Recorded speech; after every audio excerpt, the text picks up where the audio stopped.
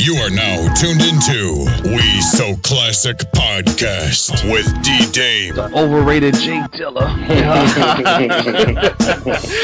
Drama. Lou Hall. Yo, it was corny. If it's corny, it's corny. He's not gonna kiss his ass. I mean, it's corny. And Prez. I can't remember who the MC was, who the dude was, but he was saying if Biggie was alive, he probably wouldn't have did any songs with them dudes. You know what I'm saying? Like, so you're right. It was like, who's to say Biggie would even want to do a song with that dude? We So Classic Podcast. Yes, here we go. We So Classic Podcast, brought to you by WeSoClassic.com. Thanks for giving us a listen. If you guys have a service or product that you want to advertise on the podcast, you can reach us by email, WeSoClassic@gmail.com. You can also check this podcast out on Stitcher, TuneIn Radio, WeSoClassic.com, and iTunes. And if you do listen on iTunes, hit the subscribe button, leave us a 5-star review and a comment. That can help us move up on the charts. Here we go. Like I said, it's the We So Classic Podcast. My name is D-Dame. Who else we got in the building, man? Got Lou Hall in the building. What's going on, my brother? Chilling, man, chilling. All right. Who else we got in the building, man? What's going on, fellas? It's your boy Prez. What's the deal? What's going on, my man? All right, everything good. Can't complain. No doubt. All right, we ready to get this popping. We we're gonna do our second artist retrospective. This one is gonna be on the almighty group Outkast. Yes. Coming out of the ATL. Oh shit. Yeah, man. So our first one was on A Tribe Called Quest, and when we decided to take it to the south on this one with Outkast, you know what I'm saying? So we're gonna basically just go over their career. We can go album by album and just talk about their influence on the industry and in totality. You know what I'm saying? So yeah, man. So Lou Hall, like when you hear the name Outkast, man, what's the first couple of things that come to your mind? Man, funkadelic, spacious, feel good flow type dirty South music. I hear that. What's up with you, Prez, man? Original, groundbreaking, Southern hip hop representatives. You know what I'm saying? Like before Outkast came out, I'm sure there were groups out there representing the South, but not to the extent that Outkast did when they came out. You know what I'm saying? I know UGK was for years, you know what I'm saying? They were doing their thing, but from an underground level. Right. Scarface was putting it down, Ghetto Boys was putting it down for the South. But then when Outkast came out, it's like they just made the shit cool. You know what I'm saying? Be from the South, be able to spit. No doubt. That's what it is. Now, Lou Hall, I'm pretty sure, like I said, for me, when I remember that time when I came down to visit you for the summer, was that like summer of '95, right? And you trying to put me on to all the South music, and I told you I wasn't really, I wasn't making that shit out my face, yo. I'm pretty sure like Outkast was one of them groups you was trying to put me on. So actually, I was actually up there. Back when New Jersey Drive came out. Okay. And it was the New Jersey Drive soundtrack. And my pops was notorious for having every single movie soundtrack because it was dope back in them days to have a soundtrack.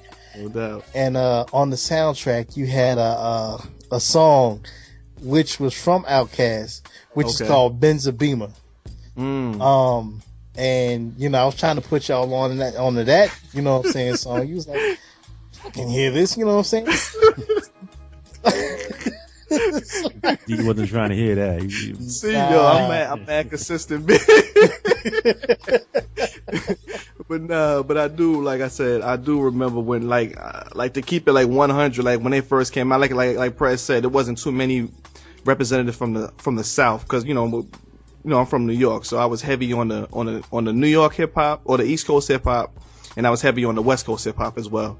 I wasn't really messing with anything else, really, no Midwest, no South. So when Outkast first came out, I really didn't appreciate them those first couple of years. I I said we'll get into it once we start talking about the different albums, but I didn't really appreciate them in the beginning, but like a couple of years in, I really started to understand like their influence on the industry, and yeah, it was dope. It was dope. Like I was like, oh, okay, now I get it. Now I was like, it was cool. I had like an epiphany. I was like, oh, now I get it. Now I see why everybody is on these dudes, man. I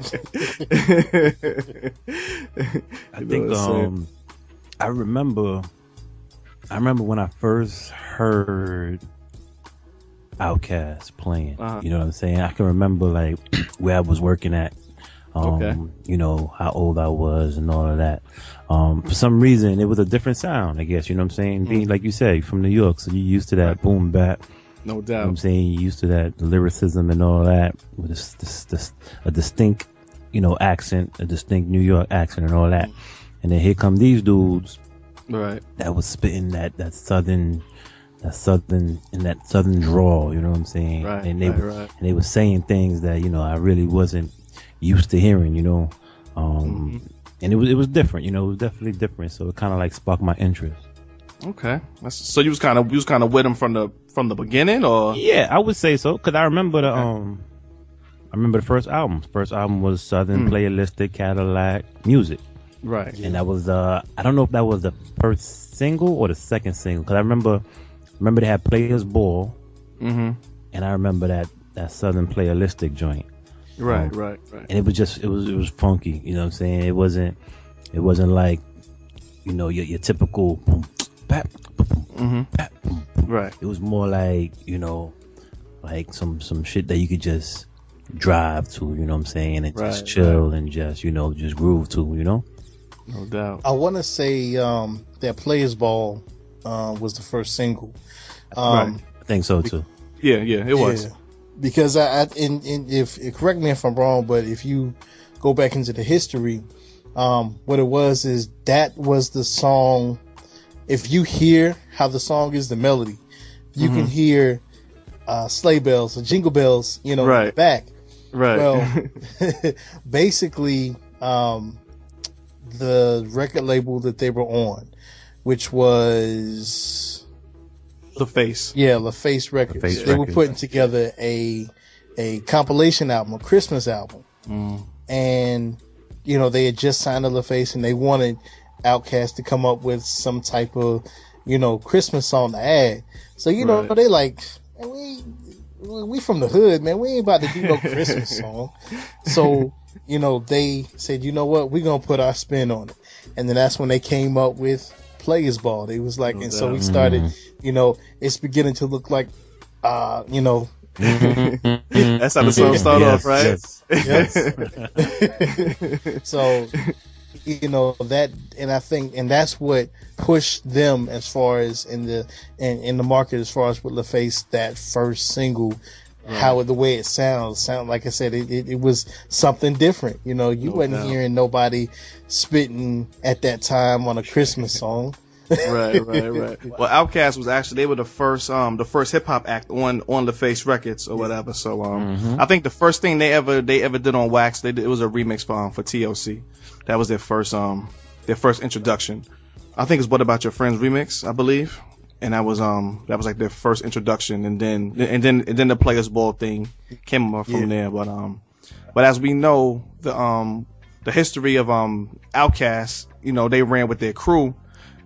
You know what? It's so funny going after just this past week, just going back and listening to Outkast and thinking about the history and everything. Is I keep like relating them to A Tribe Called Quest, but it's not like it's just weird. No, they said that. Yeah, they said that, but I wasn't even thinking about that they said it. I was just doing it like subconsciously. I was like, damn, okay. I was like, Dungeon Family, that's kind of like the native tongues and shit. Yeah. And I was like, wait a minute. and I did the math too, man.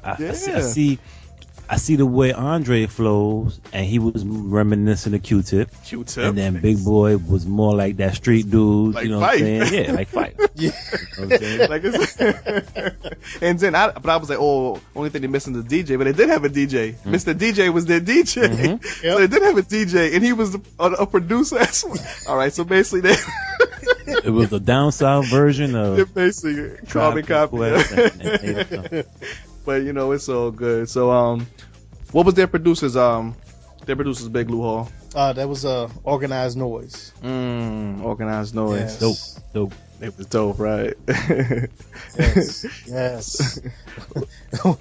Dope in a whole nother, man. I just listening, you can go on YouTube and you can, just type in Organized Noise, and you can.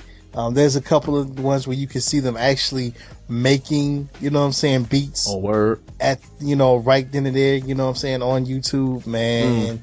The way that they make, the way that they craft, it's beautiful, man. And what they come out with, I mean, that dude, Sleepy Brown, right? Oh, man, this dude is phenomenal. He can sing, craft a beat. Dude is phenomenal. That's what it is, man. So what was some of the members of their crew, the Dungeon Family? What was some of the other groups in the Dungeon Family? You had Goody Mob, you had Witch Doctor, Cool Breeze.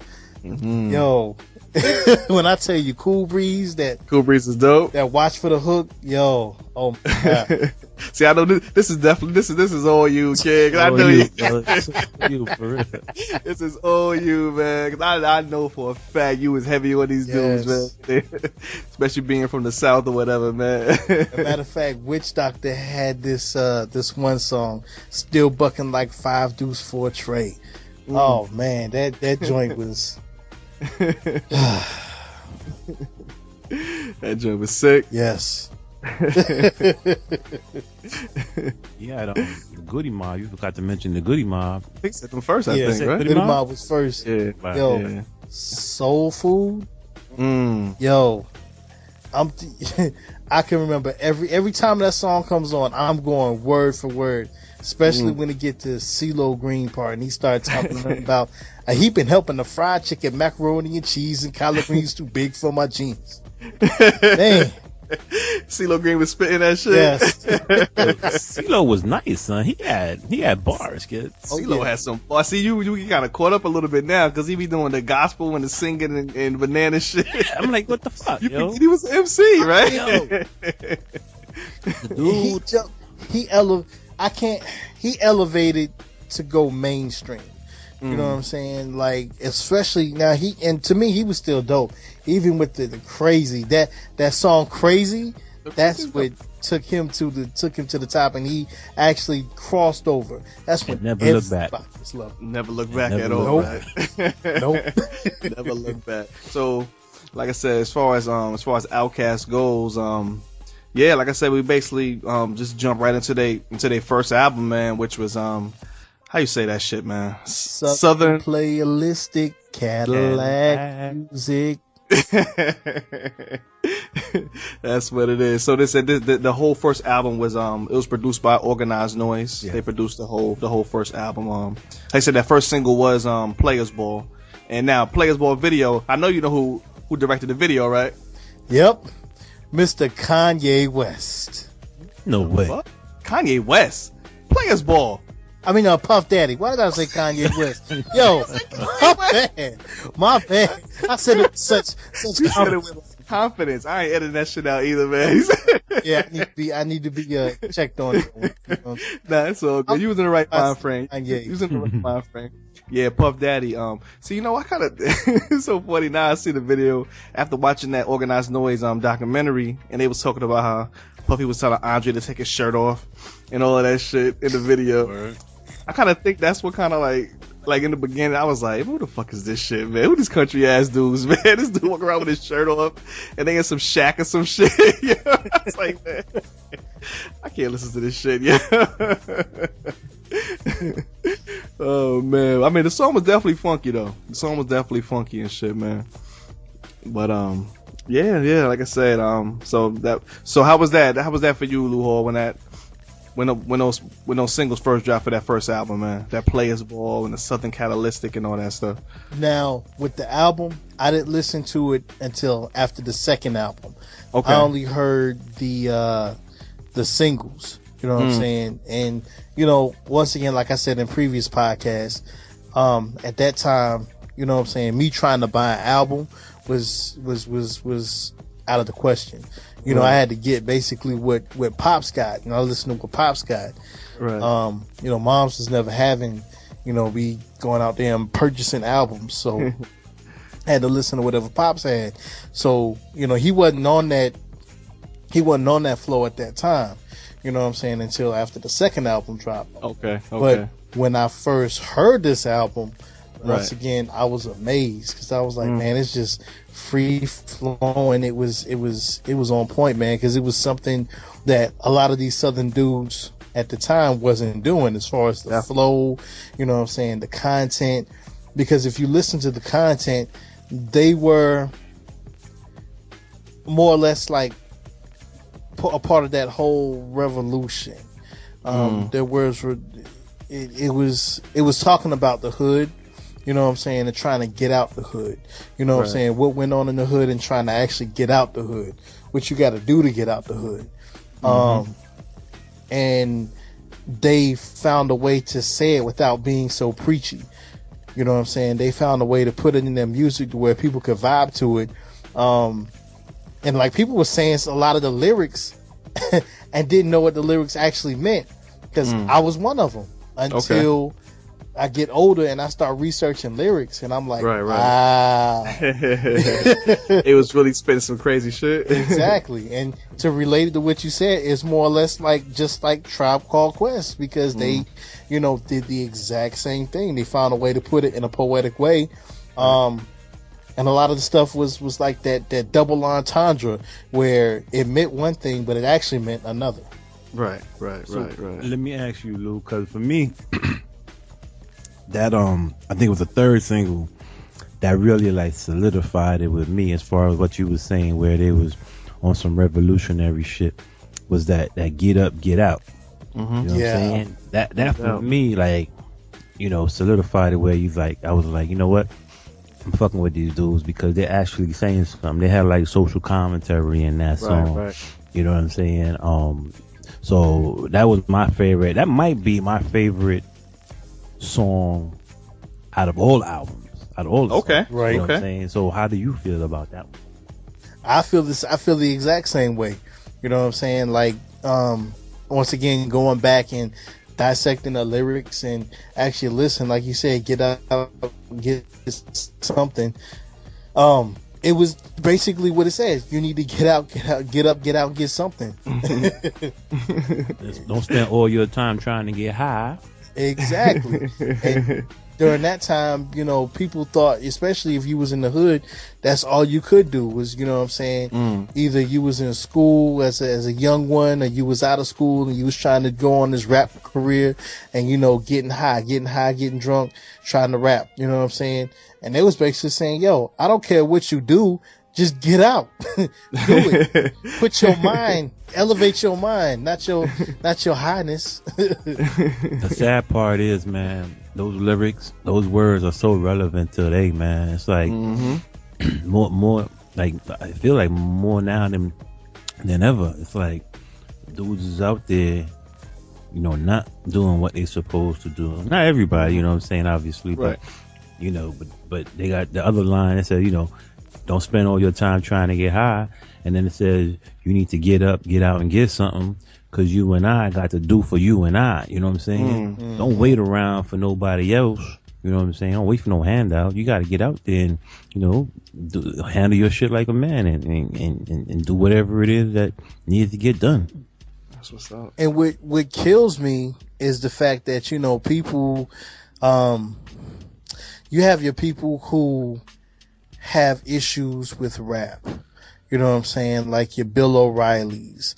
You know what I'm saying? And they always try to say, oh, all rap is bad and, you know, this and that. But in all actuality, if you pay attention and you listen, they're trying to give you that instructional video on how to not do what they was doing before, how to get out, how to make a living, how to, you know what I'm saying, and make something of yourself.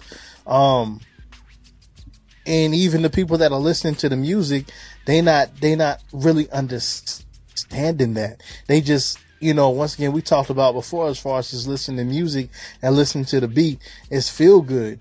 But like I said, it's a double entendre. It's like, okay, it's feel good, but it also has a message. So while you feeling good, you need to pay attention. No doubt. No doubt. That whole them Bill O'Reilly types or whatever, Sarah Palins or whoever you want to throw in that mix. Music ain't for them, son. They can't understand. They can't even comprehend. They can't begin to comprehend this shit. Definitely not. You know what I'm saying? So they don't try to comprehend. They don't try to understand either. Of course, they don't care. You know what I'm saying? Yeah. So of course they're gonna, denounce that shit and say that shit is like gangster music and you know what I'm saying, it's ruining the kids, whatever. Them motherfuckers don't know what they talking about. But that's dope that they had, saying such a good message in '94 or whatever. That's what's up, man. That's what's up. Even with the interludes. Right. If you paid attention to the interludes, they was either clowning, they was clowning clowning society. You know what I'm saying? As far as whether you, some weak dude in the club, you know what I'm saying, all the time in the club, or you was somebody who was buying these whack, you know what I'm saying, rappers that ain't talking about nothing, you know what I'm saying. I mean, they was clowning, you know what I'm saying. Even if you want to take it a little further, to Andre 3000, Andre 3000 did his solo thing for a second and did the Walk It Out remix. Right. I remember that. He was the song, you know what I'm saying, was at that time it was all about wearing, you know what I'm saying, the long white tees, and hey, listen, I was a part of that culture. But I had a reason to, because I was bigger, you know what I'm saying. I wasn't skinny. And I didn't wear them all the way down to my knees. But you know what I'm saying, I wore the white tees and the, you know what I'm saying, he was basically, a lot of people was wearing them like nightgowns. And he clowned everybody that was doing that in the song. And people were still trying to walk it out to the song. Like, yo, you know he talking about you, right?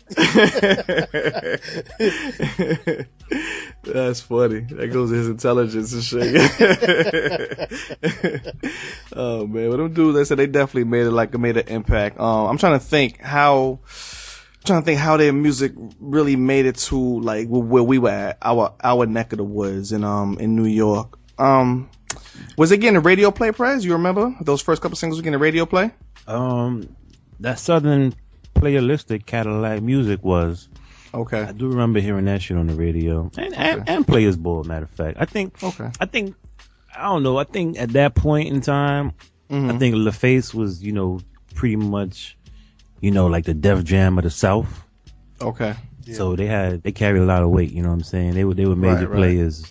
So they was able to get, the radio play and, you know what I'm saying, got the promotion that Outkast needed and shit, you know what I'm saying?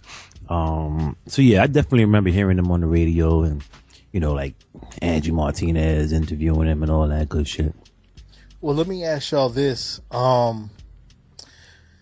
Back when, let's see, during that time, was y'all really into Rap City like back then during that time? It was like 94. Yeah, for sure. I don't know if y'all was like, you know what I'm saying, like with me, like that was my first thing I did when I came home was watching Rap City, kind of like how y'all was doing when y'all was watching was it Video Box? Video Music Box? Video Music Box, yeah. I was racing home just to watch Rap City. You know what I'm saying? And a lot of the South music was played through Rap City, and I can remember those two singles, those two videos being heavy rotation on Rap City. Okay. So I don't know if that was an introduction to, you know what I'm saying, people in New York being able to listen. Right. So, cause you especially talking about 94. You're talking about 94. Yeah.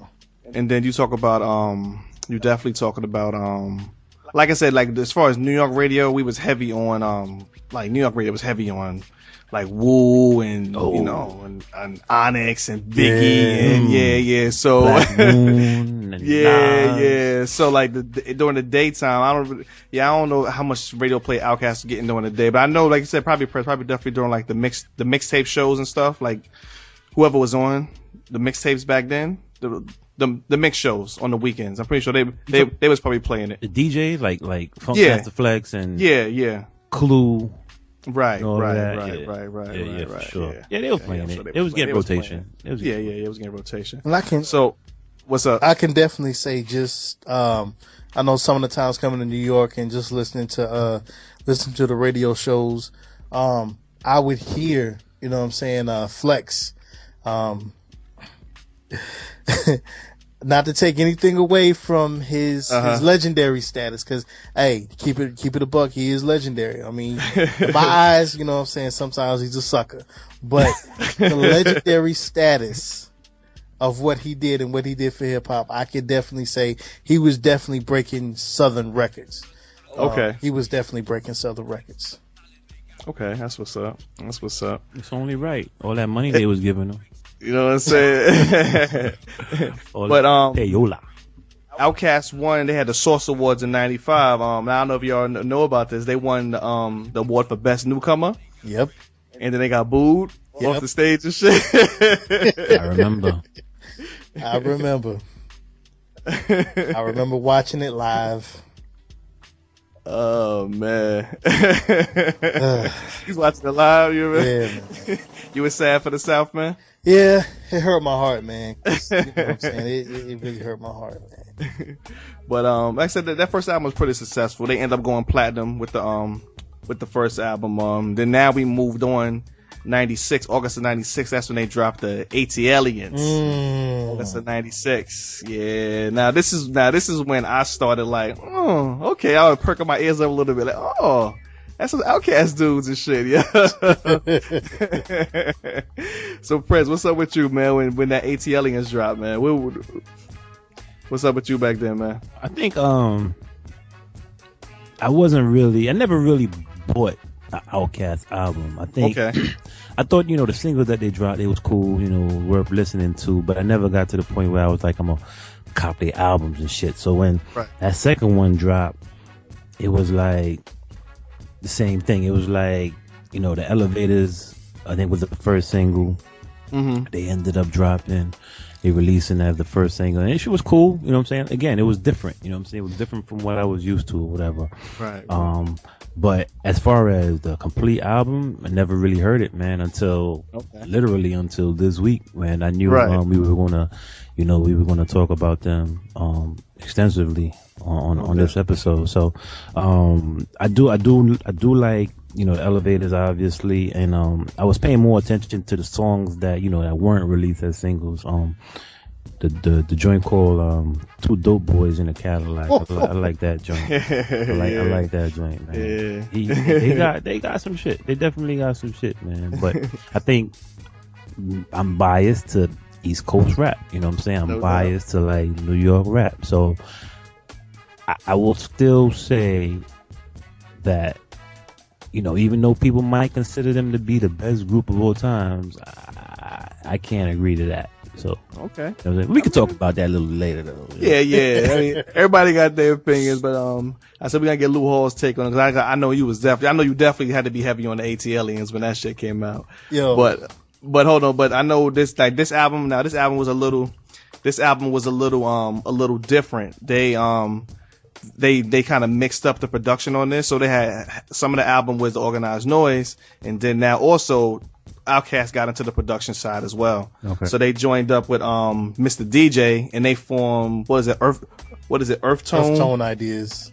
Yeah. So they joined, so kind of like the Uma in a way. Kind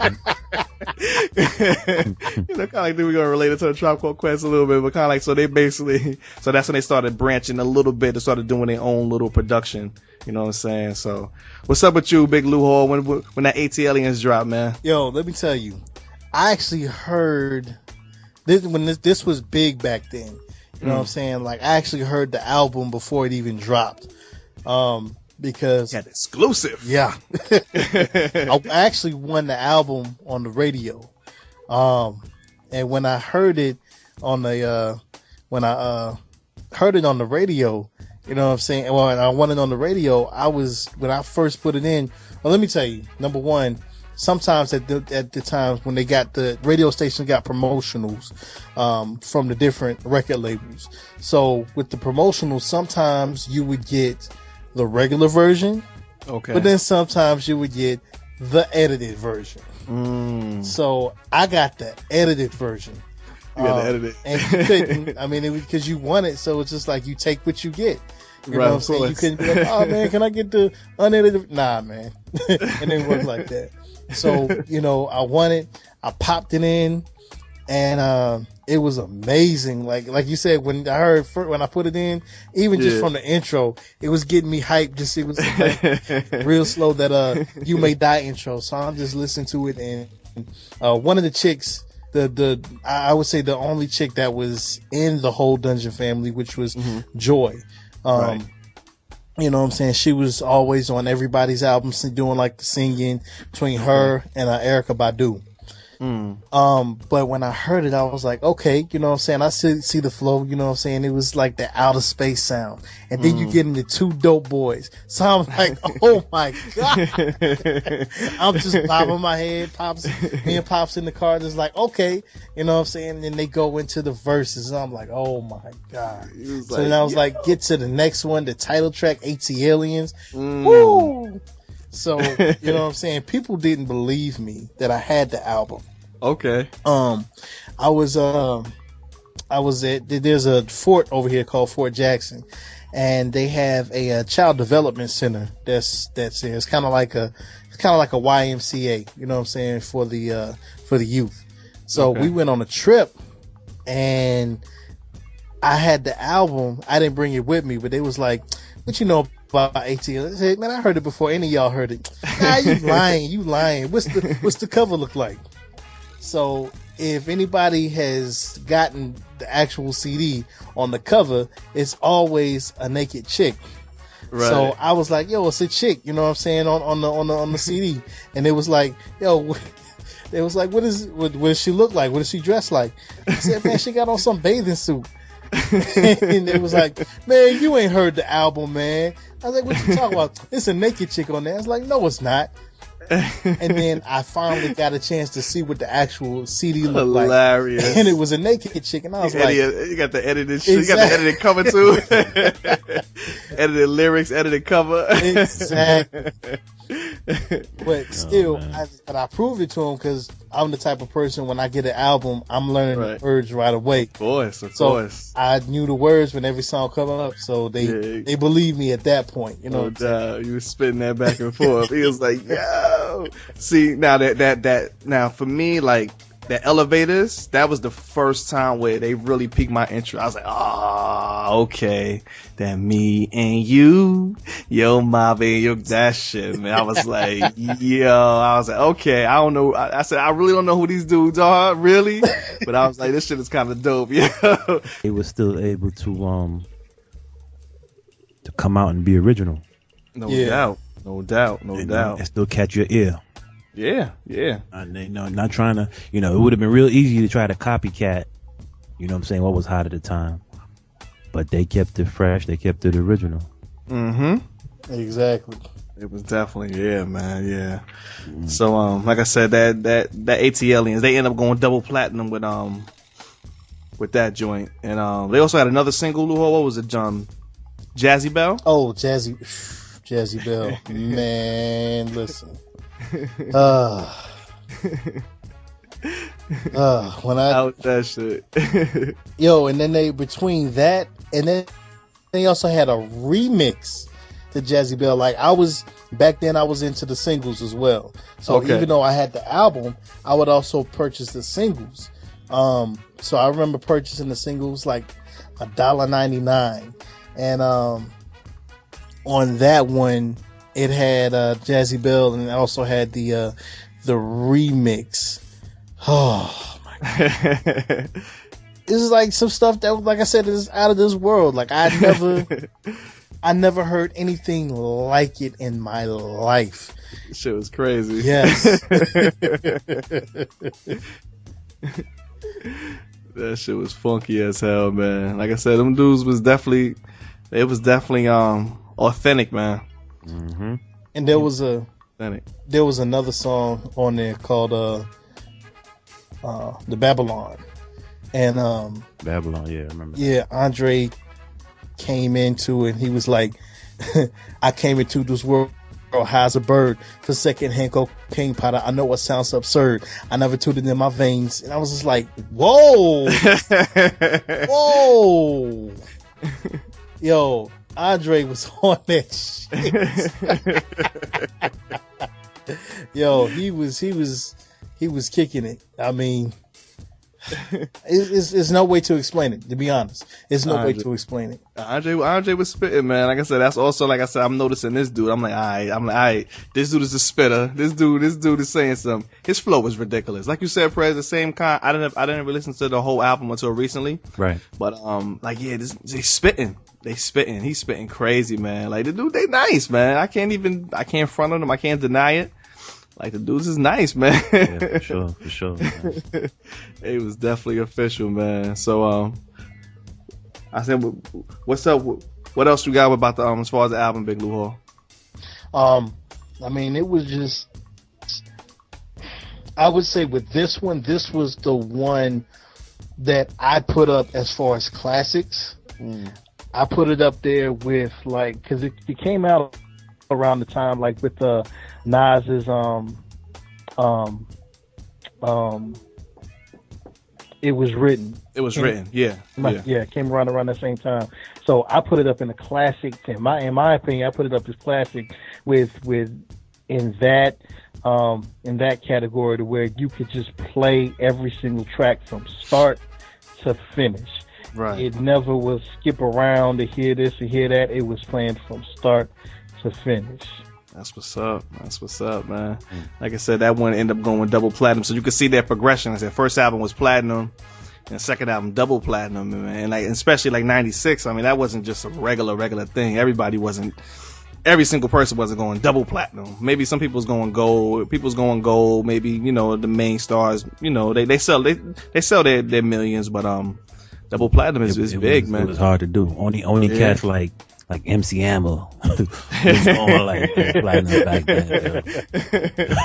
We had to be like MC Hammer with the hammer pants and shit. The hammer pants. Like I said, them dudes was definitely on that shit, man. So now we got the third joint that dropped. The third joint that dropped, yeah. Aquemini. That dropped in September of 1998. Now this joint, Aquemini, got 5 mics in the source. Yes, sir. Yeah. 5 mics in the source. I think, as we said on previous episodes, that was big back then. Like the Source magazine. I mean, that's just what it was. There was no internet. You couldn't go to YouTube review, and we got our reviews from the Source magazine and shit. You know what I'm saying? That's how we knew what was dope and what was coming out, man. So, yeah, that Aquemini, man. That Aquemini was now, as far as like we said, the first album was produced all by Organized Noise. Second album was like half and half. This album, Aquemini, was majority of the album was Outkast. Yep. You know what I'm saying? This is majority of that joint. So, like the first single. Now for me, like I said, the second album, I was like, okay. Third album, and I was all in. I was all in by the third album, yeah. But let me tell you why you was all in, son. What's that? Because that skewed on the Barbie, son. Skewed on the Barbie, that Raekwon talking that. Raekwon the chef talking that. That was it for me too, man. That was it. But honestly, it was the Rosa Parks joint. Parks too? The Rosa Parks joint. I was like, because it's different. It was just different. It wasn't the same old shit. And also now we're talking 98. I'm a little older, 98. 98, I think I turned 20. I turned 20 in 98. So I'm a little older now, you know what I'm saying? I'm seeing more of the world. I'm not just stuck in Queens. I'm not just stuck in my New York bubble, you know what I'm saying? I've been going to college and shit, so I've been, expanding my horizons and listening to different music and everything. So I can appreciate them more by like 98. So then that's when I started going back and listening to the older stuff after the third album and shit, man. But like I said, that Rosa Parks, and then how it went into the Skewed on the Barbie. You hear Raekwon talking that ignorant New York shit. Mm-hmm. Word up, yeah. He's like, yo, I'm shine now. I mean, I'm like, yeah, man. So what's up with you, Lou Hall, man? That Aquemini, when that shit dropped, man, how was it going down in the South Kakalaka, man? Well, if y'all didn't know, Aquemini also dropped the same day as another MC of sorts. What's that? Of sorts. That would be Jay-Z. Okay. And I believe that was Volume 2. Oh, okay. And it came out the same day. Volume 2? Yeah. Which was you talking about In My Lifetime? Was it either it was that or it was, if somebody can fact check that for me right quick. it was a Jay-Z album that dropped fact check the shit, yeah. It was a Jay-Z album that dropped on the same day. As Equipment because that's 98. That must have been Hard Knock Life then. I think it was Volume 2 because I remember Hard Knock Life is Volume 3. Somebody who I was in high school at the time. So somebody had a vehicle. They went to the mall at lunch. They weren't supposed to, but they went and they copped both of them. They copped both of them. So we could come back and listen to it. In school? At school. It's that Hard Knock Life, yo. Hard Knock Life, right? Yeah. Yeah. That's what's up. It was, we had to, you know what I'm saying? We of course, like I said in previous podcasts, we was all over the place. We loved down south music, and we also loved the up north music, East Coast, West Coast. We loved all sorts. You know what I'm saying? Everybody tried to be, at that time, everybody was trying to be, New York. But then they also now, because of Outkast, and especially with this album, they were all saying, I'm from the South. I'm from the dirty South. That shit started, yeah. I mean, when I first heard the album, like you said, when you first hear the first song, Return of a Gangster. I mean, Return of a G, that was on point. And it goes to the Rosa Parks joint. And, I just want to make it known that there was a lot of suckers that was against the whole Rosa Parks joint, saying it was, I guess you could say a lot of people didn't like it because it was, I guess, disrespectful. Disrespectful to Rosa Parks. What's her name or whatever? Yeah, because they said, hush that fuss, everybody move to the back of the bus. Like I said before, these guys were on a double entendre type. It had a double meaning. It was making it aware in the song. You know what I'm saying? It was actually paying tribute to Rosa Parks. And there was a lot of suckers out there that was actually against it, saying they need to change it. Oh, we need to protest against Outkast. And I was like, really? It was some kind of lawsuit, right? Yeah, they was looking at trying to do a lawsuit. Yeah, but lawsuit bullshit. Outkast won. Okay. You know what I'm saying? And then they were getting praised all of a sudden by the same people. I just want to put that out there. Yo, but that I was saying before, my bad, dude. Saying before, that that was probably coming from people who didn't understand what the lyrics were referring to. You know what I'm saying? They weren't hip hop fans, so all they hear is Rosa Parks, and they hear rapping, and then they just automatically want to be like they're being disrespectful. You know what I'm saying? It had nothing to do with that. Nah, nothing to do with that at all. But that little musical solo close to the end of the joint, when that shit go into the harmonica joint. Yeah. Oh man, yo man. To this day, that shit still give me, man. I feel like doing the Hucklebuck or some shit. Shucking and jiving. You know what I'm saying? So they also had the art of storytelling on that joint. Yeah, this album is just sick. Yeah, now it's Equipment is sick. One thing that I didn't like, I don't know the whole story behind it, but I was mad that the version with Slick Rick didn't make the album. Right. See, I was looking for that. I was like, I thought Slick Rick was on this song. Yeah.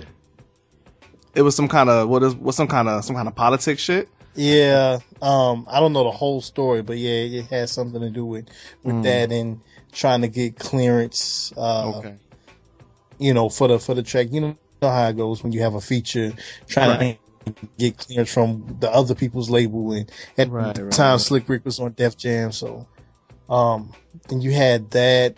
I mean, you had It's another joint. The Spody Odie Dopalicious. The beat is just ridiculous. It starts off paying tribute to a show that we was talking about last week on the podcast, which was Good Times. Yeah, and it started out with Florida, you know, and she was like, damn, James. So they started off with that, you know what I'm saying? It was, loved that joint. Yeah, man. What else they got on that shit, man? They got a joint, Mamacita, Papadana. You know, that joint was hot.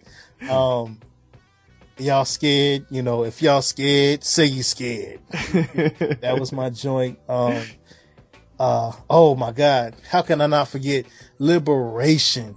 When we talked about the whole, you know, songs that speak as far as like that's revolutionary. That song Liberation, my God. You know, and it on the album cover it says it was only CeeLo on the song, but if you listen and you're a music connoisseur like myself, you also hear a voice singing, and that was Erykah Badu. Okay, you know what I'm saying? You got to look in the lining of the CD and look at the who they have as far as like features and songs. Right. People that are singing, that was Erykah Badu. That's what's up, man. Yeah, man. Like I said, that Equipment album was ridiculous, man. Like I said, that's when they first really started piquing my interest, man. I was like, all right. I was like, that's what's up. Okay, I feel you. I see what y'all doing, man. So this album, they first got their first, as far as like mainstream recognition now. Rosa Parks got nominated for Best Rap Performance in the Grammys or whatever. They didn't win this time, but they're gonna win plenty coming up in the future and shit. So what's your last words on Equipment album, man? Any last words on that joint? I mean, for me, it was just another phenomenal album. I mean, you see the consistency that they were putting out from the first album and then to now. You know what I'm saying? They've been 100% consistent. And that was one thing that was attracting, especially a lot of hip hop heads at the time, was being consistent. You had to constantly, being consistent with putting out albums, putting out quality albums. That was a huge thing. And that's, when it came to especially like The Source, like we said before, The Source was, and even said at the top, the Bible for hip hop. You know what I'm saying? Hip hop culture. That's it. Them being mentioned in The Source, I mean, that was a win for the South. No doubt. They was definitely going to come up, man. Definitely. What's up with you, Prez, man? Any last words on that one, on the Equipment album, brother? Nah, man, he pretty much, LJ probably, covered everything, man, that I had to say as far as, I think it was very lyrical. You know what I'm saying? I think they really stepped it up from and like for us, standpoint. I'm saying the East Coast and shit, we always checking for lyrics or whatever, right? So yes, sir. It was definitely a dope album. That's what it is, man. That's what it is. They keeping it consistent. That's it. Now they moved on to, we got what is it? October 2000. That's when they dropped that Stankonia.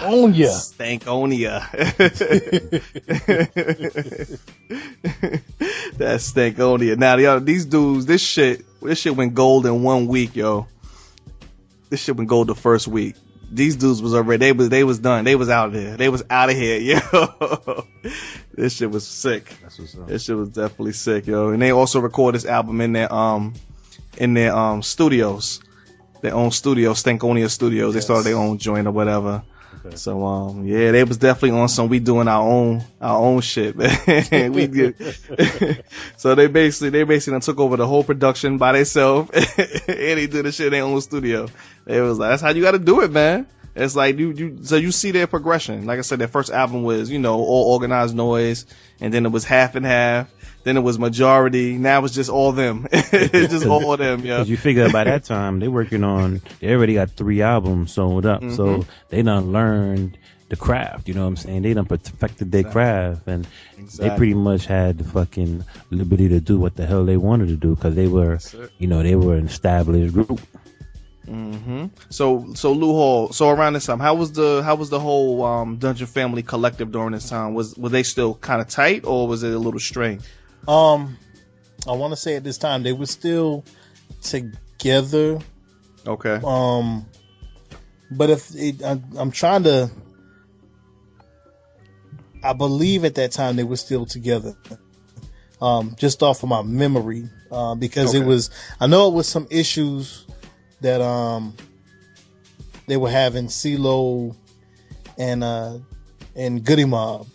But I think that's further on because I think during this time it was still a whole collective unit because at the time the Dungeon Family album hadn't even come out yet. So they're still, you know what I'm saying, a good collective. Right.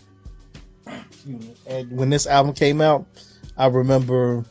Well, actually, not even when the album came out. When the first single, because the first single was "Bombs Over Baghdad." That was it. Yes. I can remember. At the time, I was I was still in high school, and I was in this club called FBLA. What, 2000? Yeah. You was in high school in 2000? Yeah, I didn't graduate till 2001. Damn, you mad young, man. Damn. Yeah, like, I was still in high school, and I was actually transitioning. I just graduated, and I was transitioning to go to my senior year. And I was in this club called Future Business Leaders of America, FBLA. And we took this trip to Cali. Okay. So, going to Cali, I was wondering, okay, is the wave, the Southern wave, the same as in other states now? You know what I'm saying? I know it started getting up to New York just by going up to New York and hearing on the radio and then hearing y'all talk about, you know what I'm saying, Southern acts that have caught your ear. You know what I'm saying? It wasn't much at the time, but it was still something that was catching your ear, like Outkast. So I go to Cali. And even in Cali, where, West Coast is strong, with your Snoops and everybody's still banging the Tupacs and you got your Dre's, you know what I'm saying? Outkast was still heavy. So I remember going to, like, when I got to Cali, we had a dance like that last night. And, they dropped Bombs Over Baghdad. I was dancing to that shit? Yes. How you dancing to that fucking song, yo? Hey, females was gyrating and I stood behind and just... Yo, we just stood. You know how dudes do. We just stand. You know what I'm saying? Well, that's how you do. I dance, B. I dance, kid. Gets it in. Me and Press be cutting the rug, B. That's right, B. Dance all night. But yeah, that's what's up, though. Yeah, that's what it is, man. But that's cool, man. Like I said, that Bombs Over Baghdad. Yeah, that shit. Yeah. I was full-fledged on them by then, man. I was like, alright, these dudes they definitely not just some Southern shit. These dudes is ill. Like, these dudes are ill, man. Cause this shit is completely out the box. Completely out the box. Even with the video, the vibrant colors, you know what I'm saying? It was just like, whoa. Man. Completely out the box. And so what's up with you, Fred? How you feel about that Bombs Over Baghdad, man, when that shit dropped? That shit was crazy, man. That shit just fucking it was like high pace, like the energy was like ridiculous. You know what I mean? And the video was ill too. Like back then I was still, big on videos and shit. Right. Like basically every video that they ever put out, I think now that I think about it, was definitely was original, it was fresh, you know what I'm saying? It was definitely like well put together, well thought out, Like, visionaries, yeah, But the song itself was like hype, man. It was like, it's energetic, So that's why I like Dungeon Family, or I guess I should say Organized Noise, as far as producers, because from the first album to this album, everything was just so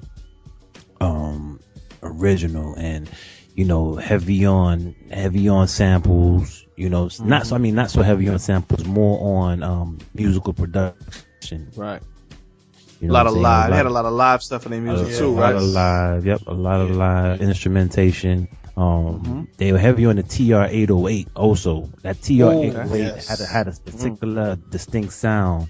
So I know like the first album definitely, I didn't mention it before, but it was heavy on the TR-808, and then but as they got on, and you know, they were, you know, very heavy on that musical instrumentation, and like you can tell they weren't just regular, you know, drum machine producers, man. They were very innovative.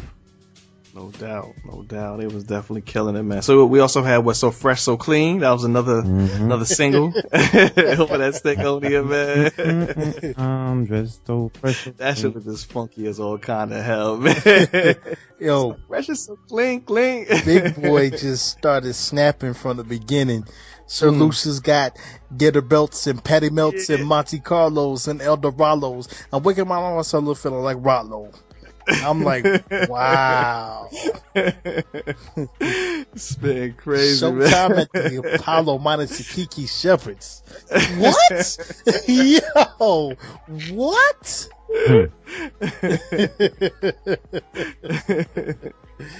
Yo. Oh, man.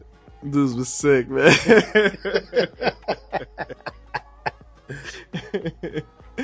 Oh man! So what were some other joints from that Stankonia joint, man? You remember some other major joints? That Snapping and Trapping. That was with Killer Mike. You know what I'm saying? This album was the introduction to Killer Mike. You know what I'm saying? And right before he did his, I want to say this was either right before or right after he came out with his solo joint. I want to say it's right before. But they introduced Killer Mike to the Dungeon family, and I mean, this dude was, for all those who don't know who Killer Mike is right now, he's a beast. A huge beast, you know what I'm saying? And he's also, as far as in the into politics, you know what I'm saying? So if you want to hear a different point of view of different things, especially coming from someone in the hood, I recommend you definitely check out Killer Mike. He has this group called Run the Jewels. So, check that out and check YouTube out to listen to his political ideas. But, like I said, that was the introduction to him. That I'll call before I come. That's definitely a anthem that, some people need to understand. You know what I'm saying? You don't just show up out the blue. You know what I'm saying? Hilarious. You call before you come.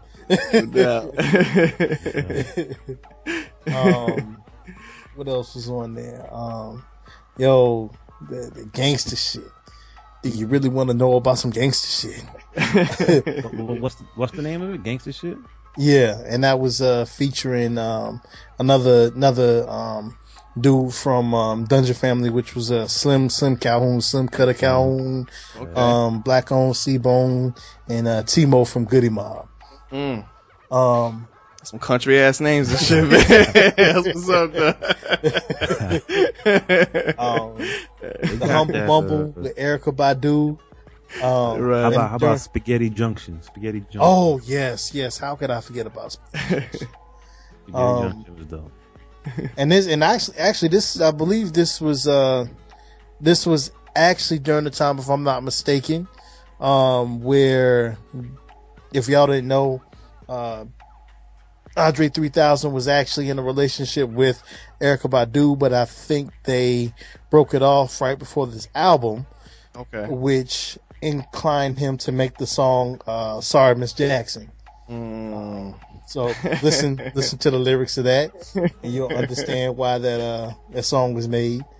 No doubt. And then even on here with the interludes, I mean, the interludes was crazy because they just on some next level shit with the interludes, man. It just have you laughing.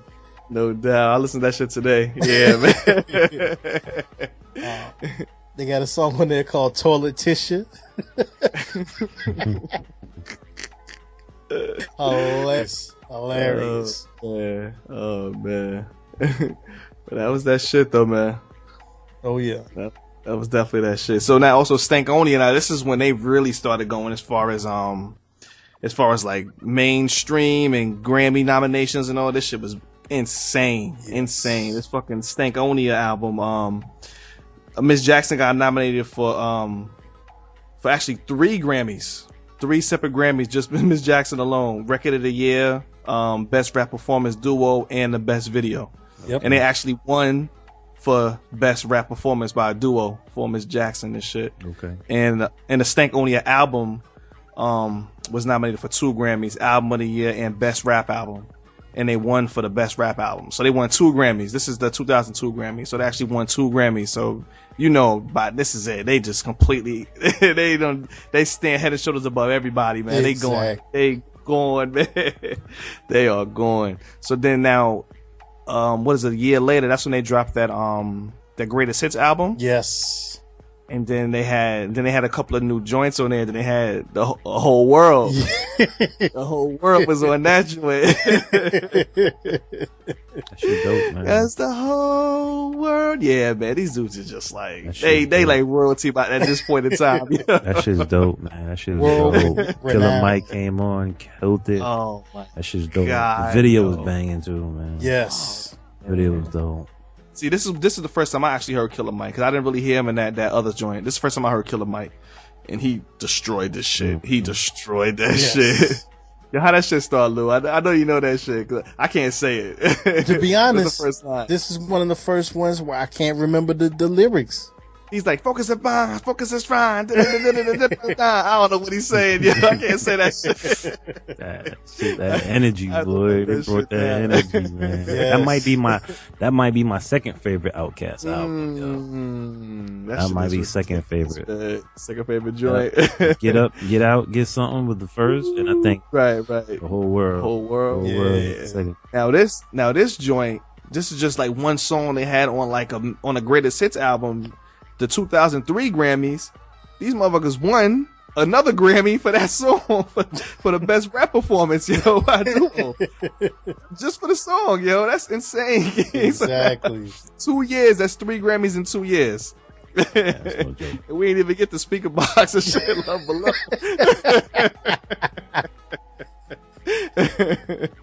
All these Grammy facts is insane. Like my man Recess put me on talking about let's say the far as these Grammys, man. Like I didn't even realize these dudes was like, I didn't realize it. I was like, shit. These dudes no joke, man. But they're well deserved though, man. Well deserved. A lot of times these groups get Grammy awards for shit that, you know, might have been the 4th or 5th best album of the year.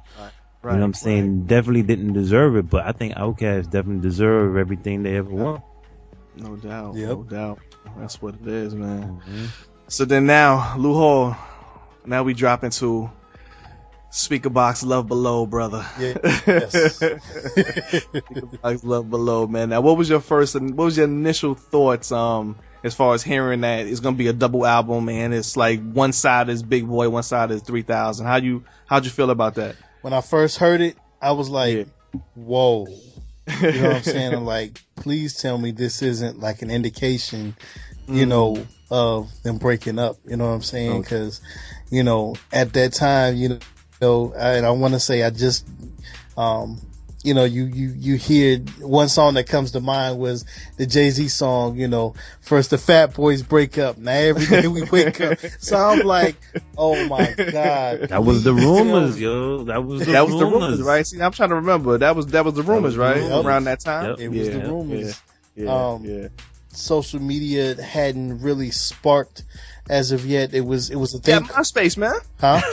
Yeah, MySpace, B. I mean, yeah, but I'm talking about on the level that it is now, to where I can easily, you know, go to a blog site and look at the rumors. You know what I'm saying? I don't even know how MySpace works. That shit was so long ago.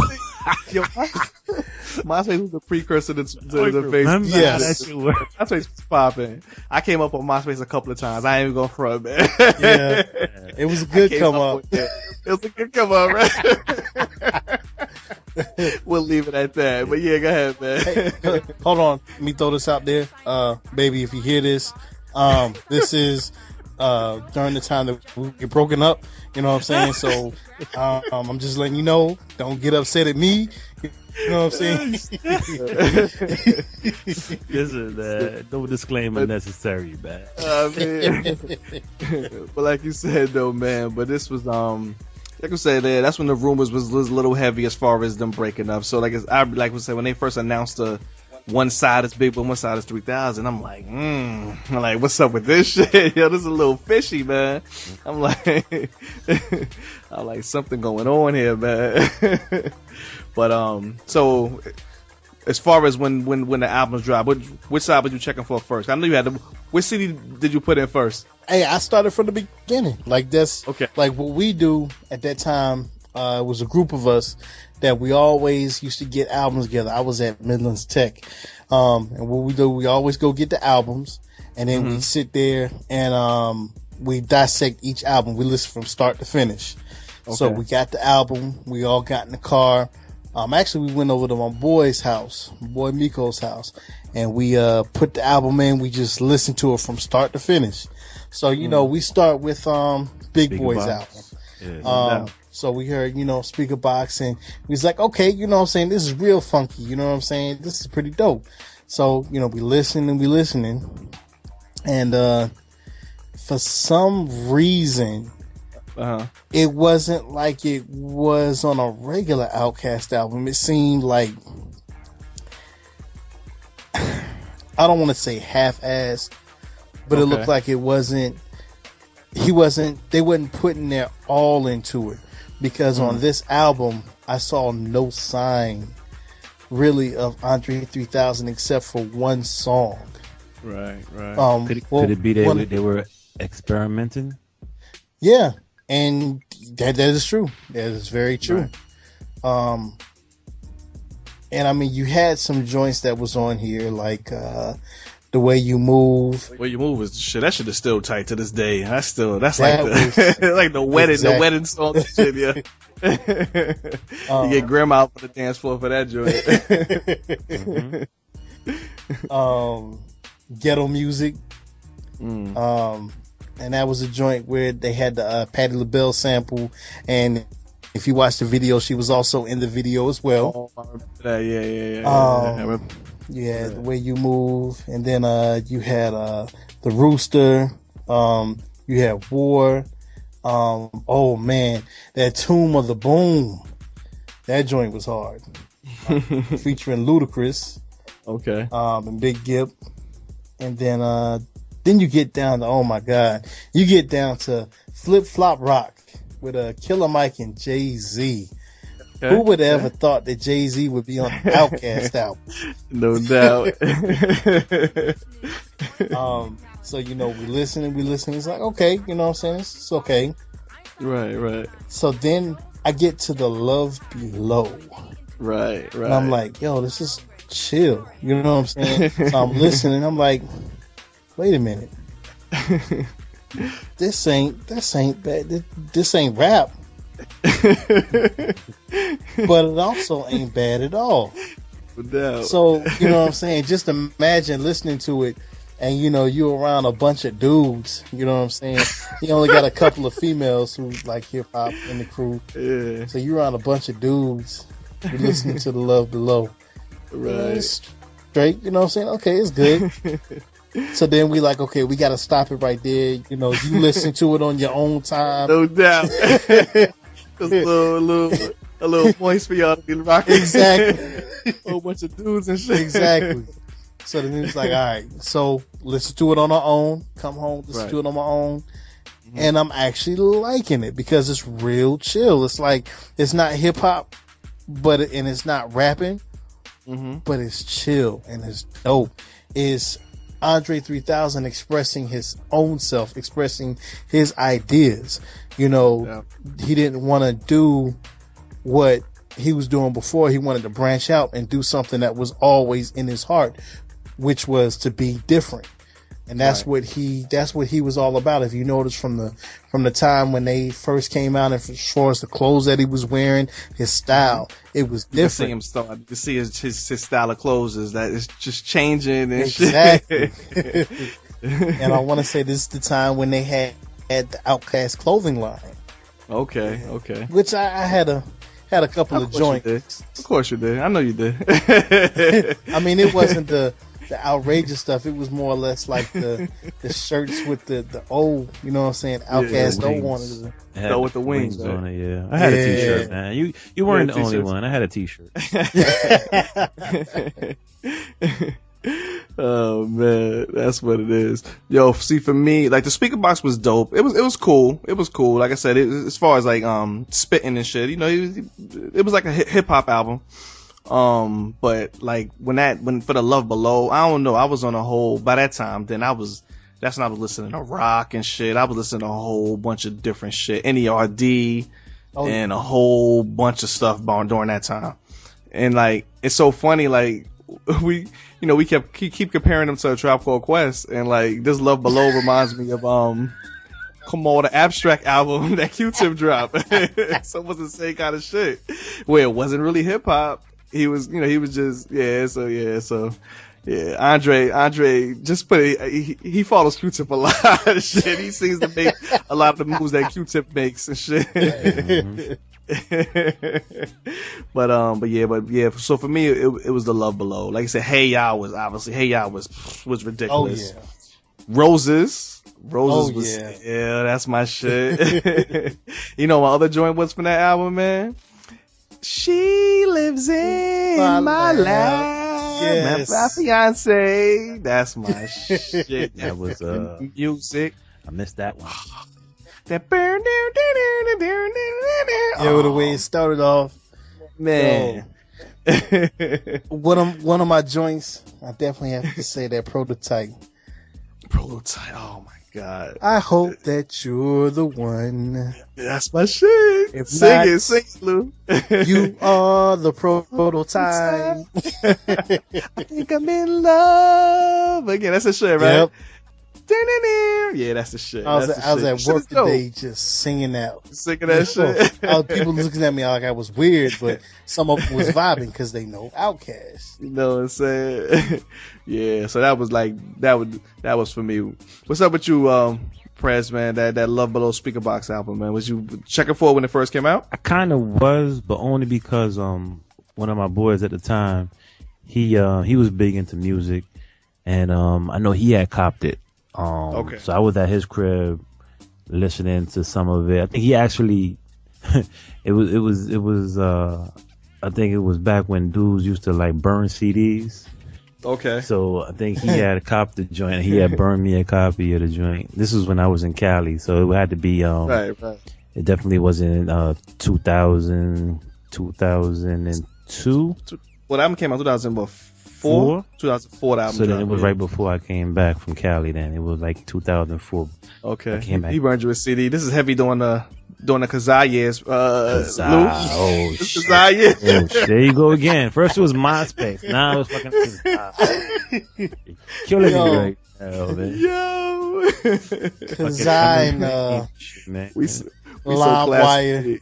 LimeWire, yo, I kill me some LimeWire. Word up. The statute of limitation. Exactly. Yeah, man.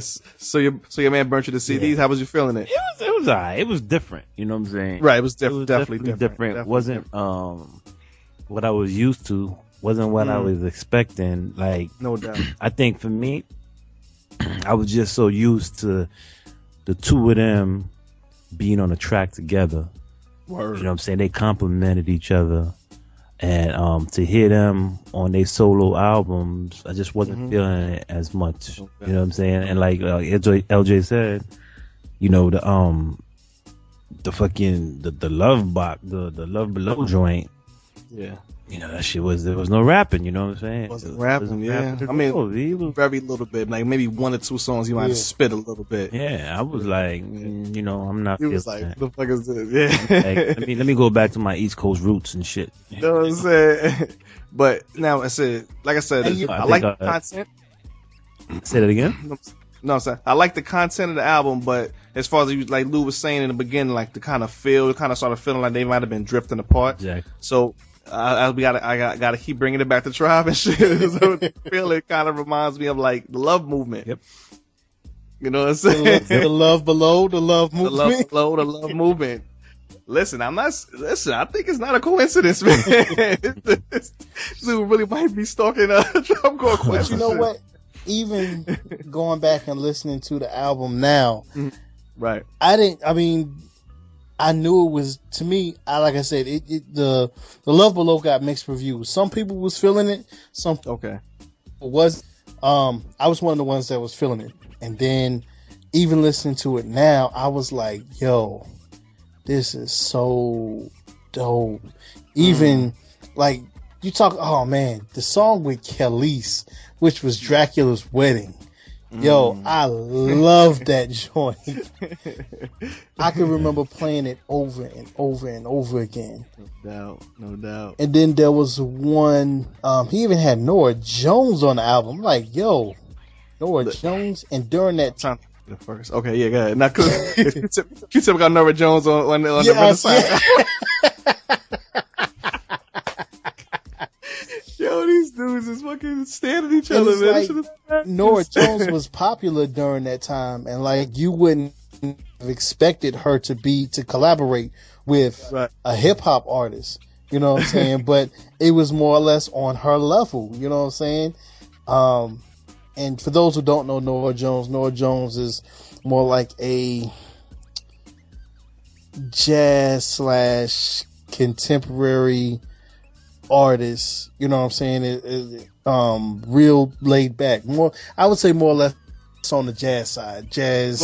But she was jazz because I worked in the when I worked at like Sam Goody in the record stores. He had a music in the jazz section. Okay. Yeah. Okay. Yeah. And then what else you had? There was another joint.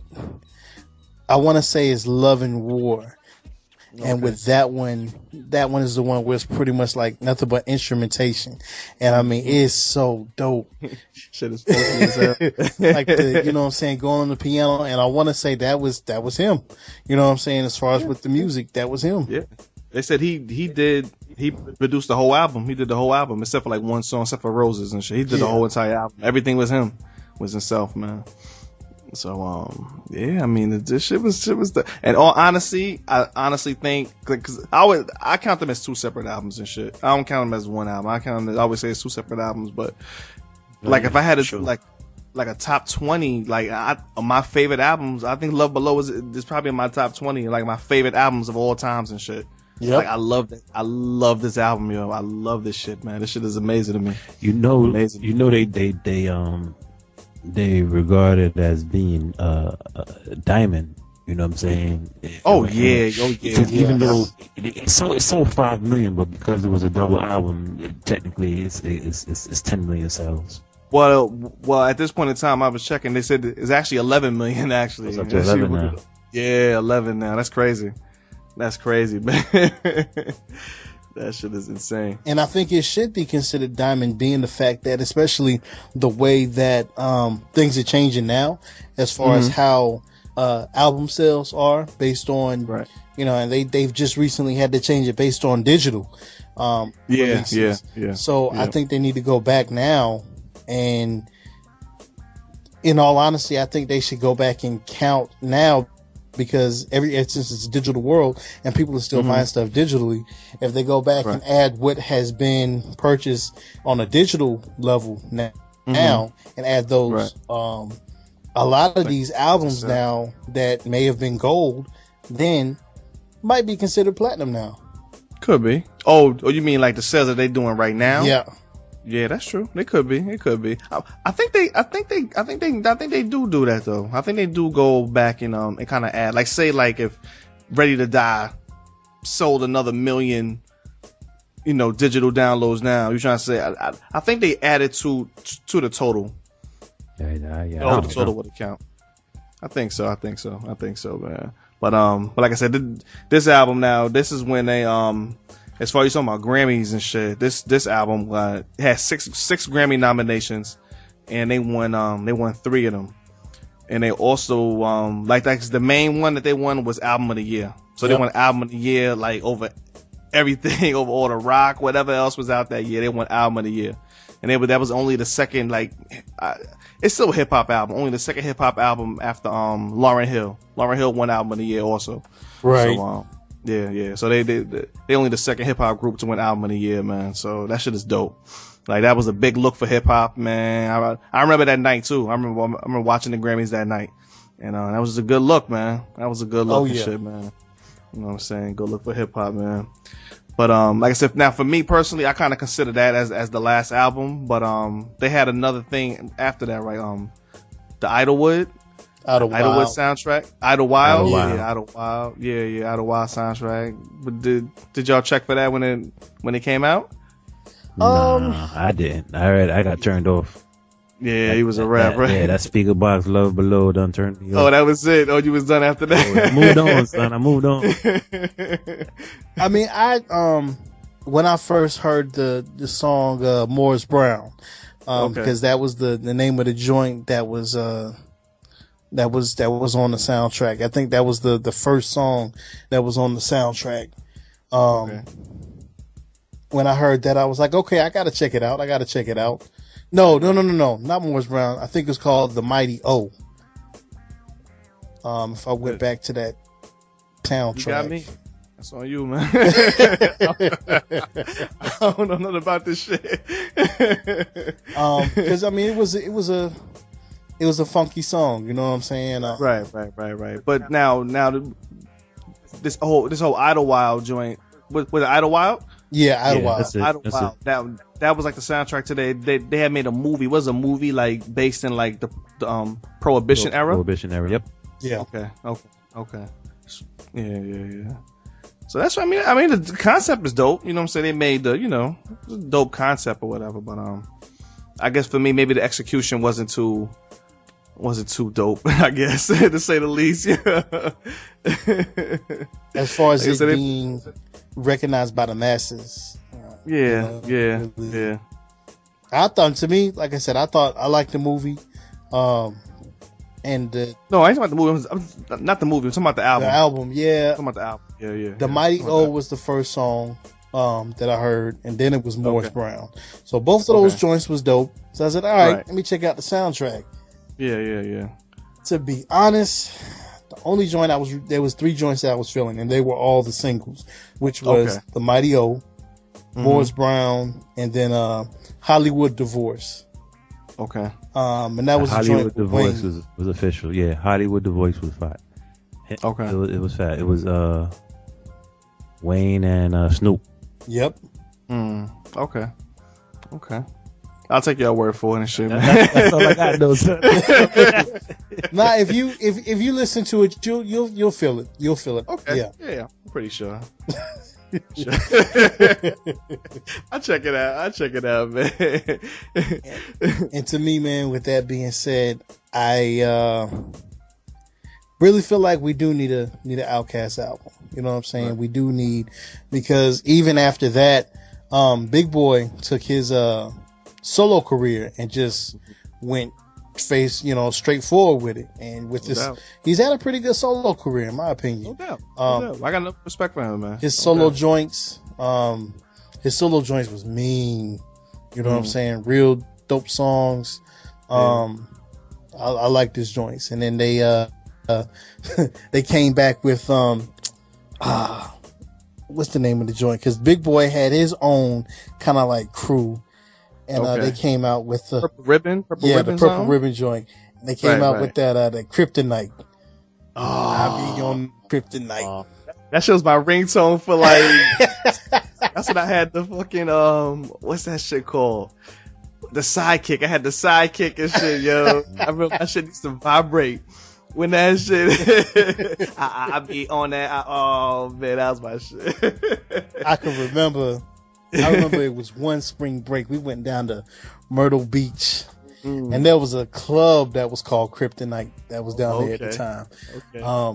But then there was another club we went to, which was called Freaky Tiki's, and I remember that song being played almost 100 times. I mean, everybody was on that joint, man. It was. Oh man, that was that shit. That right? was, man. I definitely. And then, that was during the time when he also brought in Bubba Sparks to the joint. So it was oh yeah. So I mean, with his solo career, he did pretty well. And then Andre, he fell off for a little bit. You know what I'm saying? He kind of just stepped back. Then he started focusing on movies. Right. And then he jumped on, like I was saying earlier, the Walk It Out remix. Killed it. He was like, oh snap, Andre is back. Andre is back. Nah, not really. He's just been jumping on. He's very selective in the joints that he jumps on. Was he on a joint with Beyonce? That was the So that was the joint. What the fuck was it called? He was on it, but for some reason, the J. Cole version. J. Cole was on it too. J. Cole did the remix. Oh yeah. And then 3000, he did a remix also, but the J. Cole version was the one that got the radio play. Oh, okay. And I don't remember how it goes. What's the name of that song? Damn, I can't think of the name of that fucking song. Yeah, that's it. That's the melody. Yeah, that's the melody. Oh, Party, right? Party? Is it? Is it Party? I'm thinking driving me crazy. Yeah. That's it. We getting our singer chops in this episode, yeah. And then he jumped on a joint with Rick Ross, which was surprising. That when 16 ain't enough. 16 ain't enough. That shit was fire, kid. That shit was fire. I believe it. Ross is dope. Yeah, that's 16. Wasn't there one more? I can remember him dropping another hot 16 on somebody else's song. John Legend, that green light. The green light. Yes. Yeah. He's kind of ill. He just kind of come in and just jump in whenever he felt like it, and jump back out or whatever, right? But it's not no bullshit. He don't, you know what I'm saying? If he gonna get on something, he gonna get on it, and he gonna tear that shit down, and then he'll disappear for another year and a half. Or, Listen, you know what? I ain't counting his pockets and shit, but seeing they sold 11 million albums and he wrote every song on his album and shit, man. Yeah, dudes is not hurting, son. Money is through the is ridiculous. Exactly. They ain't gotta worry about anything. They own their own publishing. Yeah, they ain't gotta worry about anything, man. So that's a lesson, the quick lesson to artists out there. You know what I'm saying? Nothing wrong with getting deals, but make sure your papers is straight, because get your own publishing straight. That's it. Yes.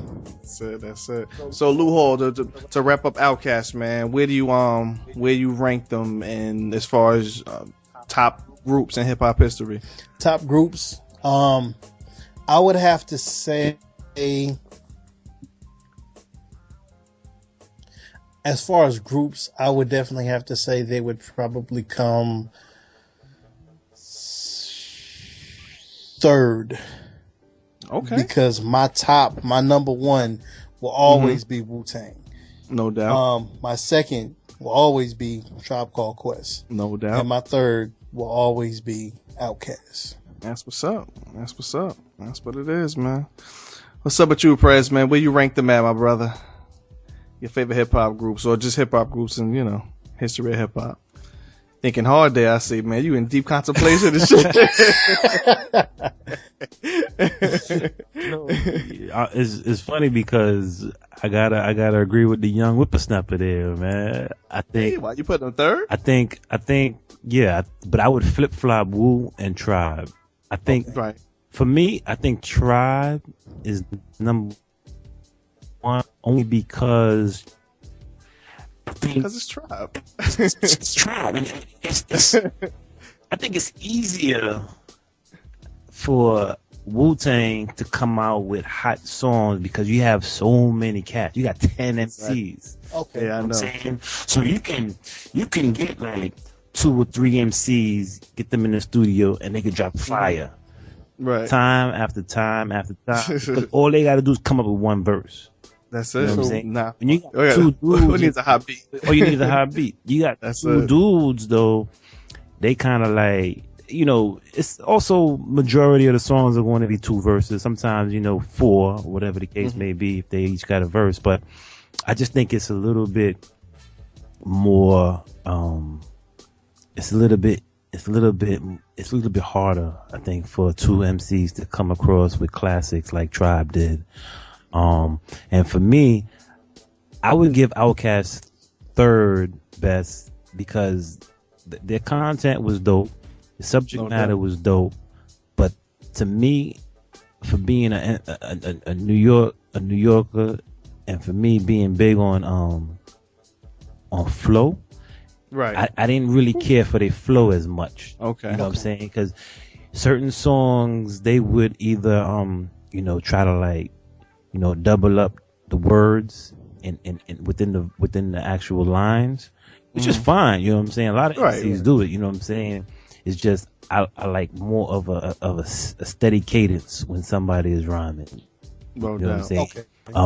So I take nothing away from them. That's the style that they came up with. You know, that was their signature, whatever. Or they just wanted to change up the different, you know what I'm saying, different flow to suit the song that they was on.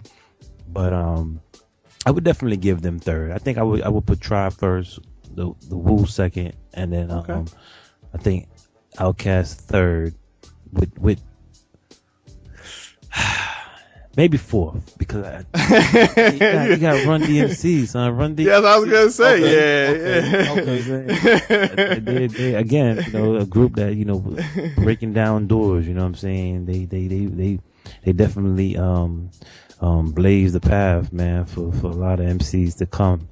But yeah, maybe fourth. I give Outkast fourth place. Okay. Top five. Okay. Top five. Okay. Well, see, I would put them at, to me, 5. It's ridiculous how we all like have like all the same favorites and shit. It's a little ridiculous, but like I said, for me it's Tribe 1, Wu 2, Run DMC is 3. NWA is 4th for me, actually. NWA is 4th. Okay. And then Outkast would be 5. Outkast would be 5. Yeah. Definitely. Yeah. So now you changing again, Pray? You changing to 5 now? But you know, it's when you say that, it's like, you know, I forgot to add in NWA. You know what I'm saying? Right. So it's kind of. I mean, you can't really go wrong, in all honesty, with any. And that's like us talking about Biggie, Jay-Z, and Nas. I mean, we might have maybe our personal favorite, but they all flip. It's like 1A, 1B, 1C. You know what I'm saying? So all these groups, like I said, they all have like you said, the Wu have their own little thing. Tribe got their own thing. Run DMC got their own thing. Tribe got whatever. Outkast got everybody got their own thing. They all like ones. In all honesty, they all ones. They all first round. Right. Draft picks or first ballot Hall of Fame, whatever you want to call it, man. Right. But like I said, that's pretty much it, man. We busting it down, man. That's it. Outkast, man. What's your final word on Outkast, Lou? Let you wrap it up, man. Man, sum it all in one word, man. Legendary. You know, and I really feel like we need another album, man. We really need another album. If they ever listen to this podcast, or there's anybody that listens that's close to them, you know what I'm saying, please plead with them. We need another joint, man. Go ahead and solidify that legendary status. We know y'all got it in y'all. You know what I'm saying? Just give us one more. That's always asking, just one more. Give us some hope for one more Outkast album. See y'all on tour. You know what I'm saying? The first time, especially, Andre, he had to, get off some little rust, and that's okay. You know what I'm saying? We still accept it. But we seen y'all together, man. Give us another album. Get into that music making place of making music together, and give us one more solid, funkadelic, outer space, vibing, jamming album, please. That's relevant too. That has to be relevant. the sign of the times today. You know what I'm saying? Definitely need to touch on some of the subject matter that we are experiencing. Okay. I'm all for new, fresh music, but if you can't come out and be relevant and speak on some of the things that our people are having issues with today, you know what I'm saying, which I'm sure they wouldn't have that problem, you know what I'm saying? They don't fall in that category of that nonsense music that's out now, but it's just hard. I think it gets harder for certain MCs as they get older to stay hungry and to stay dedicated to that craft, man. But yeah, I definitely would love to hear another Outkast album, man. Will be dope, man. And just to add on, I want Andre to come and jump on somebody else's song that's out now and just, you know what I'm saying, jump on it and make the era irrelevant. Like jump on a Rich Homie Quan song. You said make it irrelevant, make the era irrelevant. jump on a Rich Homie Quan song, and at the same time make fun of him for messing up Biggie's lyrics in the hip hop honors. I don't even know what you're talking about, Yeah, I heard something like brief about some shit about that. Well, I guess he was singing a song, one of Biggie's songs. Yeah, it was Get Money. You know what I'm saying? He fucked up the lyrics. Why is he singing Get Money? Well, in the hip hop honors, they did a tribute to the women, the queens. Lil Kim was one of the queens. So Lil Kim had Rich Homie Quan doing Biggie's verse. Bruh, it's VH1, okay? I don't understand. I'm like so confused right now. Why the fuck is you got me cursing, man? You got me. Let me calm. They got my blood pressure up. But see, that's why we want to Andre. Please. You're making a plea. Please. Shut this shit down.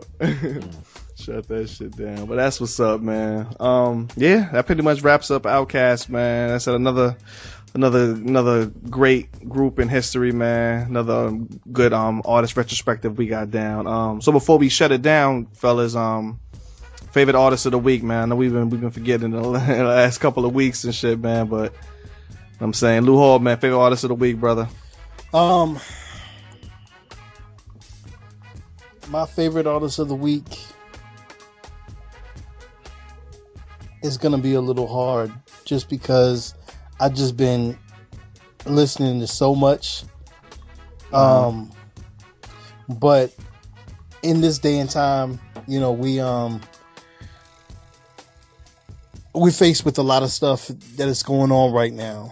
So one of my favorite songs, especially that speaks to the heart, would definitely have to be Beyonce and Kendrick Lamar, which is that Freedom song, the Freedom joint. That one, it really speaks to the heart, especially with everything that's going on right now. So I'ma definitely have to say, not a favorite artist per se, but a favorite song. So I would say any song right now that's speaking to the heart as far as the revolutionary phase that we are going through right now. No doubt. What's up with you, Press?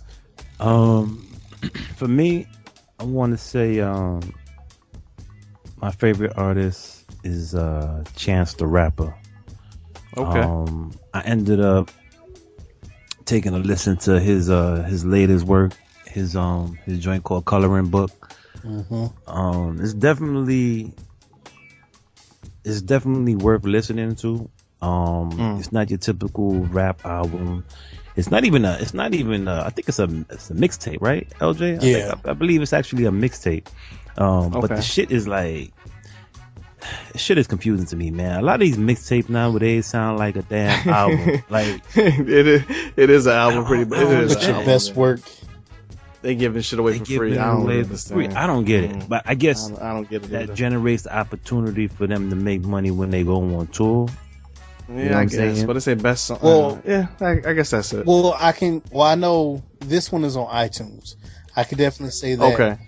Is it free or you got to pay for it? It's on iTunes, right? But he worked out a deal, I think, where iTunes is pretty much like, what's the word? Distributing, like digital. It's like a digital album. You know what I'm saying? Yeah. So it's not about pressing records anymore. You know what I'm saying? Obviously, he's not going out digital there and pressing records.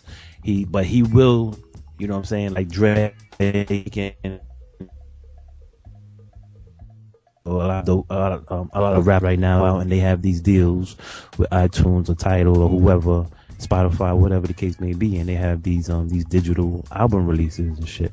But for me, I'm like, the shit sound like it needed to be released as a major work. You know what I'm saying? Yeah. But it's like a soulful album. You know what I'm saying? It borders like, you know, like a soulful / I guess gospel type feel to it. Okay. You know what I mean? But you got to check it out. You know what I'm saying? It's definitely worth a listen to. Chance the Rapper, huh? I agree. Okay. Oh, checked it out too, Lou? Yeah, I definitely checked it out. It's not bad. I actually like it. Yeah, it's a good listen to, man. You know, he's different from all that mumble music that you hear nowadays on the radio. You know what I'm saying? No doubt. He got talent. He's talented. You know what I'm saying? Yeah. That's what's up. And then for me, my favorite artist, I always go back to the old school and shit. That's what I listen to anyway. So I was rocking to a lot of Onyx for some reason this past week. A lot of Onyx and shit. That Back the Fuck Up album. I know Lou Hall came with the positivity. I come with the negativity, man. Maybe I was in that mood too. I was rocking the fucking throw your guns in the air and shit, man. So that was my joint for this past week, man. Was fucking Onyx, man. I was feeling that shit, man. That definitely gets me hyped up. Plus when I'm driving like a long drive and I start getting a little tired and shit, man. I throw on the Onyx to keep my ass awake, man. Oh man, yeah, but that's gonna pretty much close it down for this episode 8 of the We So Classic podcast. This was Outkast artist retrospective. Remember, if anybody has a service or a product that you want to advertise on the podcast, you can reach us at wesoclassic@gmail.com. You can also follow us on Twitter, We So Classic Crew. Actually, it's Twitter and Instagram at We So Classic Crew. And we're actually in the process of getting a YouTube page up right now, and that's going to be the same thing, We So Classic on YouTube page. We're going to put all the past shows up there and all the future shows now. They're all going to go on YouTube. And you can reach me personally at DJ D Dame on Instagram and Twitter. All right. What's up with you, man, Lou Hall? You can definitely reach me at Lou Hall. That's LOUHALL. Is IZ back BACK. That's on Instagram and as well as with Twitter. I'm also gonna try to get into this Snapchat situation. So y'all be getting on me as far as y'all can get at me with that. Once again, I am an MC. Definitely looking for beats or any collaborations, or if you just want to build, hit me up. Lou Hall 803. That's LOUHALL 803 at yahoo.com. All right, what's up with you, Press? Yo, you can definitely reach me at rep 1804. That's REP 1804, and that's on Twitter. I meant to ask you, what the fuck does that mean? Rep 1804. Yeah. Rep 1804. That's the year that Haiti was that became the first Black Republic. That's what's up. That's what's up. Sir. You gotta drop that knowledge, man. You keeping that shit. True. Nobody know what the hell you talking about, man. Yes. You know what I'm saying? Let that shit be known, man. On my Haitian massive. No doubt. That's Rep 1804, man. First Black Republic. Represent. That's what's up. That's what's up. And as usual, we want to thank you guys for listening to the show. The show is growing by leaps and bounds every single week, man. The numbers are growing, man. It's beautiful. It's a beautiful thing to see. We're glad that you enjoy our content, and just keep it coming, man. Like I said, just spread the word. let your friend know, and hopefully they'll let their friend know, and just keep spreading the word, man. Whether we tweet y'all, retweet us, or whatever it is, Facebook, share it. You know what I'm saying? Because this content is it's good content, man. It's good content, and we want to just share it with everybody, man. You know what I'm saying? We also, like I said, this is the People's Podcast, so as you see, we have guests on, we have our friends on, we can have we do interview, whatever it is, man. You know what I'm saying? We just trying to grow. Word. So yeah, that's it, man. So we appreciate everybody listening to the podcast, and check us out on all our social media, and stay tuned for next week. All right, that's it. We are out. All right. Peace, y'all. Peace. Peace. Peace. Peace.